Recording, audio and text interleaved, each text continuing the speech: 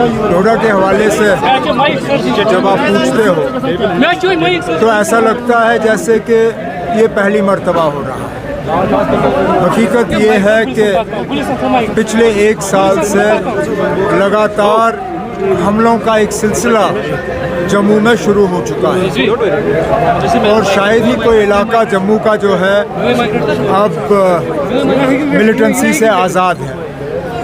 चाहे पीर पंचाल देखें, वहाँ पे भी लगातार हमले, चिनाब वादी देखें, वहाँ पे भी लगातार हमले, जम्मू, सांबा, कठुआ, इस बेल्ट में भी बीच बीच में हमले जो हैं देखने को मिले। और पिछले एक साल में अगर हमारी इत्तला सही है तो 55 हमारे जो बहादुर सैनिक और सिक्योरिटी फोर्सेस के जो अफसर और जवान हैं वो मारे गए हैं। इन हालात में हम मजबूर होते हैं पूछने पे कि आखिरकार हुकूमत कर क्या रही है। उन्होंने दावे तो बहुत किए, हर बार जब हमला होता है तो कहते हैं कि militancy is on it's last legs, ये मिलिटेंसी का खात्मा होते हुए हमें नज़र आ रहा है, लेकिन हमें नज़र नहीं आता। इन्हें कैसे नज़र आता समझ में नहीं आ रहा। लगातार ये जो किलिंग्स का सिलसिला रहा है और इसके लिए अभी तक हुकूमत में किसी ने ये नहीं कहा कि इसको रोकने के लिए क्या इक़दाम उठाए जाएंगे। हम उम्मीद करते हैं कि हालात को देखते हुए उन पे काबू लाने के लिए कुछ सही कदम जो हैं उठाए जाने चाहिए और किसी न किसी की तो जिम्मेदारी इसमें ठहरानी होगी।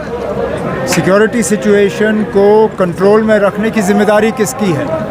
उनको अपनी जिम्मेदारी संभालनी होगी। उमर साहब, एक अहम सवाल है, इस पर बात होनी चाहिए, क्योंकि जो कल महबूबा मुफ्ती ने कहा था आफ्टर डीजी स्टेटमेंट कि यहाँ पॉलिटिकल पार्टियों ने मिलिटेंसी को फ़रोग दे दिया है, उस पर कर महबूबा जी ने कहा ना उमर अब्दुल्ला साहब ने फ़रोग दिया है, ना PDP ने, ना किसी और पॉलिटिकल पार्टी ने।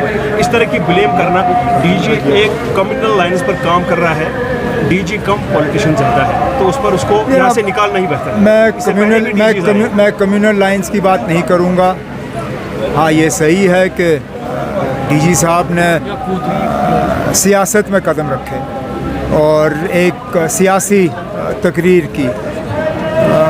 बेहतर ये होता कि सियासतदानों को करने दें और जो उनका काम है यहाँ के हालात को बेहतर बनाना, यहाँ पे मिलिटेंसी पे काबू पाना और ये जो लगातार जम्मू में अटैक्स का सिलसिला शुरू हो गया है इसको रोकना। डीजी साहब से हम ये सुनना चाहते थे कि इसको रोकने के लिए क्या कदम उठाए जाएंगे। सियासत तो चलिए ना, हम सियासतदान जो हैं सियासत हम करेंगे, लॉ एंड ऑर्डर हम नहीं देख सकते, बॉर्डर को सुरक्षित हम नहीं रख सकते, मिलिटेंसी के ख़िलाफ़ हम नहीं लड़ सकते। हालांकि सबसे ज़्यादा कुर्बानियाँ अगर किसी पॉलिटिकल पार्टी ने दी वो नेशनल कॉन्फ्रेंस ने दी, लेकिन मिलिटेंसी के ख़िलाफ़ हम लड़ नहीं सकते। हम अपनी आवाज़ उठा सकते हैं, हम हुकूमत की मदद कर सकते हैं, उनका हाथ बढ़ा सकते हैं, लेकिन मिलिटेंसी के ख़िलाफ़ लड़ना वो डीजी का काम है। वो अपना काम करे, हमें अपना काम करने दें।